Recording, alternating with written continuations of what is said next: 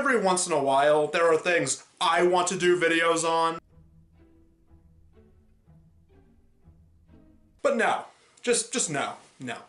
You know what we have to talk about instead?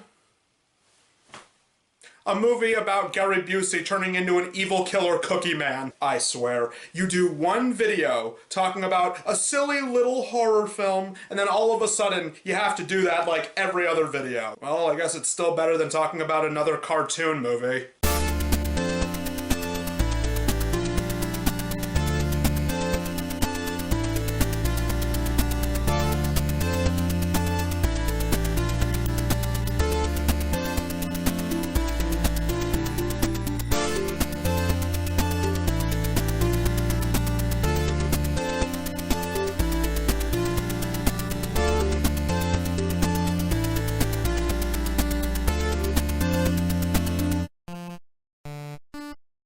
The Gingerdead Man is a 2005 horror movie starring Celebrity Apprentice alumni Gary Busey. The film is one of the many absurd comedic horror films from the company Full Moon Pictures, as this film was made by the studio's patriarch Charles Band, who has a history of these kinds of movies, usually involving evil and/or possessed puppets or toys like Puppet Master or Demonic Toys or Ooga Booga or Evil Bong and...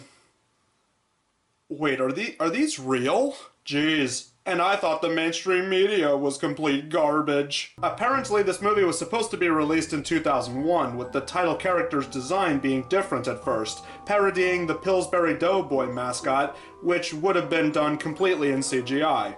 But the original script by William Butler was completely rewritten, and once Gary Busey was signed on to do the movie, they changed the design to look more like the man in question. So, could this possibly be a good enough movie to talk about for a Christmas in July special? Well, it's called The Gingerdead Man. How good do you think it could possibly be? Why do I even bother? Let's just get this over with. We begin at a local diner being robbed by Gary Busey's character of Millard Findlemeyer. For the sake of this video, I'll just continue calling him Gary Busey. He holds the patrons at gunpoint as he takes the money out of the register. While cowering in fear, this man says they must fight back against the Busey. So he gets up and charges with a pocket knife and is immediately shot. Probably should have thought that one through a little more, sir. Hey, I'm unarmed. Shut up. Put your gun down, please. Shut up. Say it again and mean it. Just put your gun down, please. I'm sorry that's your dad, but welcome to Earth, pal.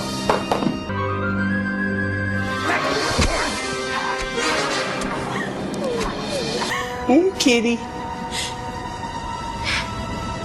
Hey, kitty. Here, kitty. Here, kitty. Get Kitty, kitty.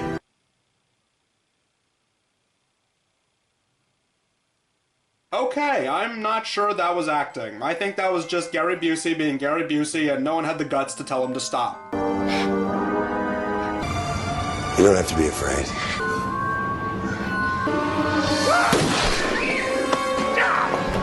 Well, enough of that. It was all just a flashback from young Anita Sarwoozy-Quinn. Oh wait, no, I'm sorry. In the script, her name is, Sarah. Right, okay, yeah, that's her name.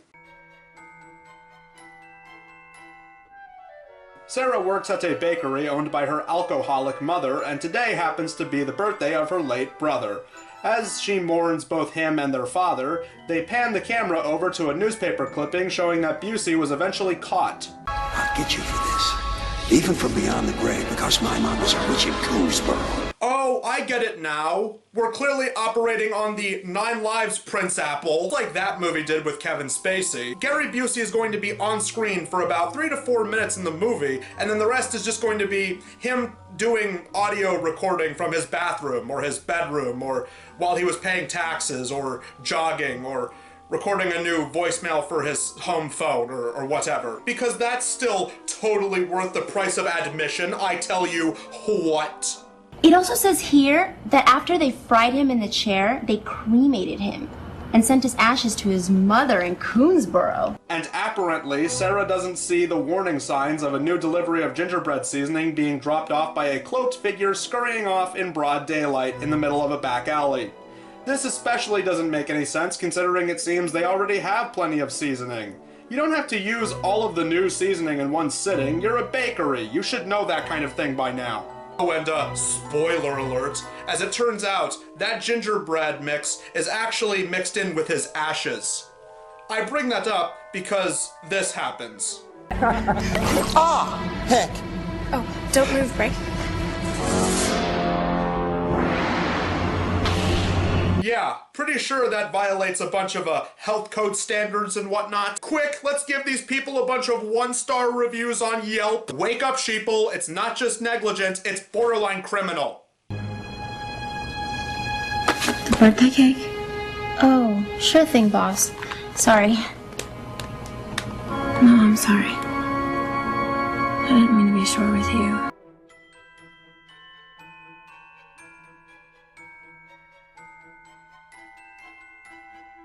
Outside the bakery, the mother does exactly what my Uncle Toby usually does on the weekends.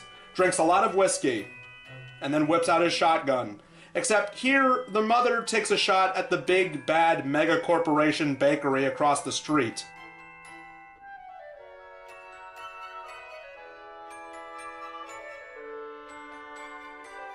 They want to run us out of business, and they can do it too. Because what chance have we got up against some big old statewide chain? Okay. Listen to me, Mom. You and Dad built this place from the ground on up, and there's no way I'm gonna let anyone take that away from you.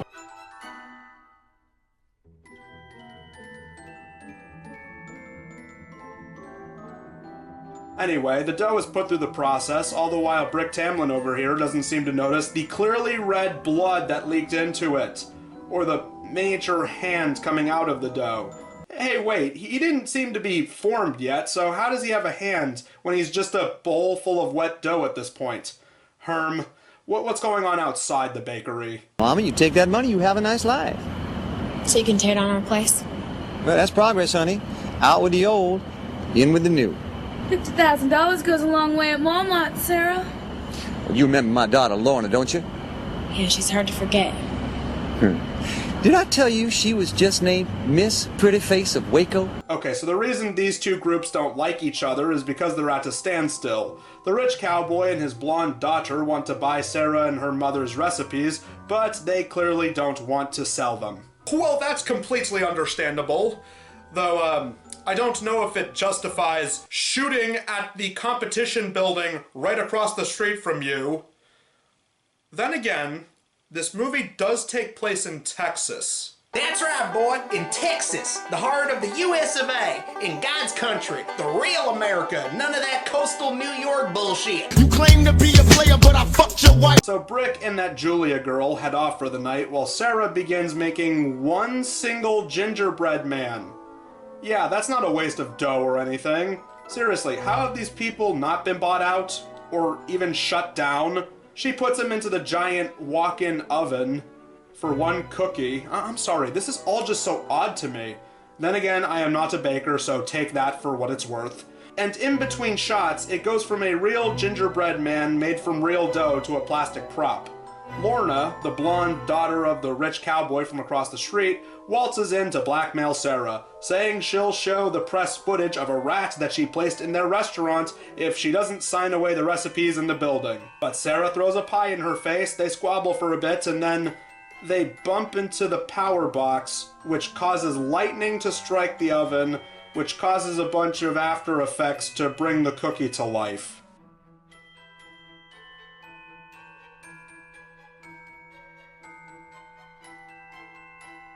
Also, this man shows up. His name is Amos.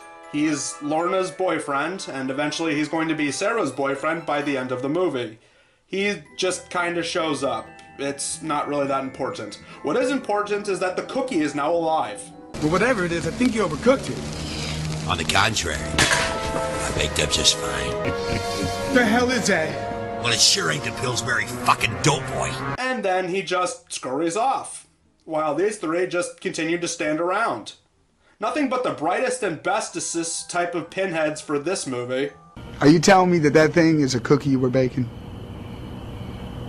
That's crazy. You saw the thing walking and talking right in front of you. Wait a minute. Why you guys want to leave so bad? Hadoy, what do you think? A gingerbread man just came to life. If that thing is real, I say we grab that motherfucker. And we take it in to Leno, Letterman. How much dough can you make from a talking cookie? Dough, cookie. Get it?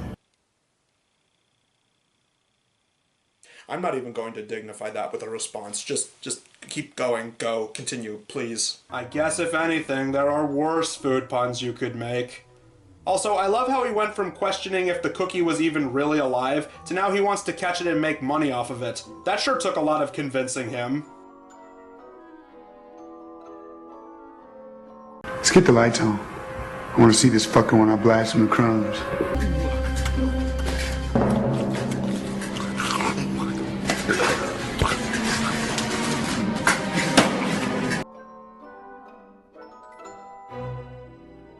Daddy, look, you have got to come and get me. I am at Betty's Bakery and we got homicidal baked goods after us. You heard me.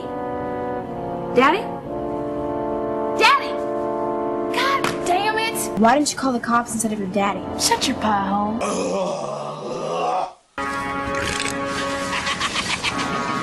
Sarah? Yes, clearly that was Sarah. What with the gravelly tone in her voice, that really gave it away.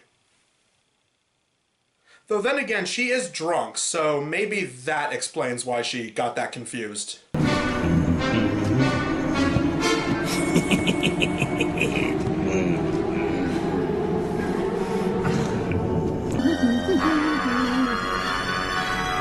Ever try a lady finger? How big is that knife exactly? It's small enough to hide behind the back of a gingerbread man, but it's apparently strong enough to take off a woman's fingers. Also, ugh, geez, violence in movies. I just can't take looking at it. Ugh, geez, oh, think of the children. Maybe you really should stop drinking, you lush. What are you? Not what, honey? Who? Don't you recognize my pretty voice? Millard. And now that she knows that it's him, she will do absolutely nothing about it. I mean, it makes a little bit more sense with Sarah because she was there when he killed her father and her brother, but the mother doesn't really have that much of a connection to him. She didn't see him up close and in person when he was a human. Anyway, Julia shows up to help her, but she ends up getting knocked unconscious in the process. Shit. I already said that. Maybe it's the storm. What are you talking about? It wasn't storming outside, and you'll clearly see a little bit later on that it's not raining whatsoever. What storm are you talking about? What is wrong with you people? It especially doesn't matter since the following scene where these two begin to flirt with each other and remember when they used to be kids or something, the lights are clearly on. Meanwhile, cowboy businessman comes over to pick up his daughter and gets run over with his own car that the cookie hijacks. And how is he able to drive the car, being so small? With a rolling pin attached to his foot so he could reach the accelerator. So our characters go wandering to find the cookie and come across the mom's body in the freezer covered in frosting sprinkles and a cherry. You know, as all evil cookie men do, obviously. And out of nowhere, they deduce that Julia isn't dead. She's just in shock from the bump on her head that the cookie gave her. After all, this is the same kitchen that just lets blood leak out of an open wound and into the cookie dough. The guy that killed Jeremy and your daddy.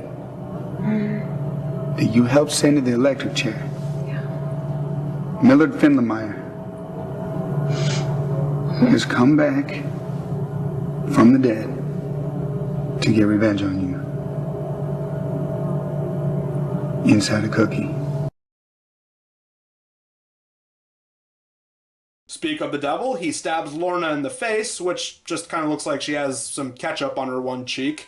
Not like it matters. Besides, we have more important things to deal with, you know? Like Gary Busey Gingerdead Man yelling at a rat. Hey, rat! Rat! I'm talking to you! Want a piece of me? Hey, you little shit! Fuck off! Come over here! I want to Thank you for that. That really added so much to the movie. Lorna gets fed up with all of this and she proceeds to leave, but the cookie sets a Home Alone style trap for her, which results in a knife to the forehead. Also, he apparently dragged the mother into the oven all by himself, off screen. You know, for a movie with a poster like this, the Gingerdead Man seems to not do most things while he's on screen. They manage to drag the mother back out before Anus gets bonked out and Sarah gets locked in the oven that she could easily walk out of. Oh, hey, wait, never mind. There she goes. But then Brick shows up from his amateur wrestling match and puts the cookie in his place as he proceeds to eat him. Well, gotta say, I actually wasn't expecting that. Got milk? Save room for dessert, 'cause I'm coming back for you. And come back he does, as the Gingerdead Man now possesses Brick. He terrorizes them, they shoot at him, but it does nothing. Sarah says that she's no longer scared of him, and then Julia dashes in and pushes him into the oven, killing him. Okay, thought Sarah would have done that, being the main character and all, but I guess that works too. And so the movie ends with the mom still alive, they head off into the early morning, and we see later on that they're hosting a bake sale to help keep the bakery afloat. But wait! There's more! Hi, do you have any gingerbread cookies? Not if you're lucky, I don't. Actually, an older lady stopped by just a few minutes ago and dropped off some of these cute little rascals. Can you just die? So that was the Gingerdead Man. It was pretty bad. My gosh, this was so bad. I mean, if we were to be generous here, I guess it had a little bit better production value and at least one recognizable actor compared to stuff like Leprechaun's Game. But still, this was just terrible. The acting is bad. The effects look terrible, especially the cookie puppet. The characters are pinheads, and oh yeah, it's a movie that has Gary Busey as an evil puppet gingerbread man going around killing people. But even saying that's the plot of the movie is generous, because he barely does anything. There are long stretches of time in this movie where the Gary Busey Gingerdead Man just isn't on screen and he doesn't do anything. And even if you're into those violent horror movies or whatever, I think I counted a total of 5 people that got it in this film, and that's about it. What a terrible movie to talk about for Christmas in July. Well, I guess if anything, at least there are no sequels. Ariel, listen, I love you and all, but I don't care. So, what are we talking about next time? Let me guess. Is it animated? Is it another bad cartoon movie? Oh, who saw that coming?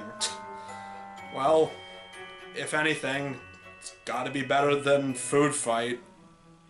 You know, that's the other thing. This movie, as bad as it was, at least it still wasn't Food Fight. How am I doing today, Gary Busey? You're doing great. Good. Then I'll keep it up.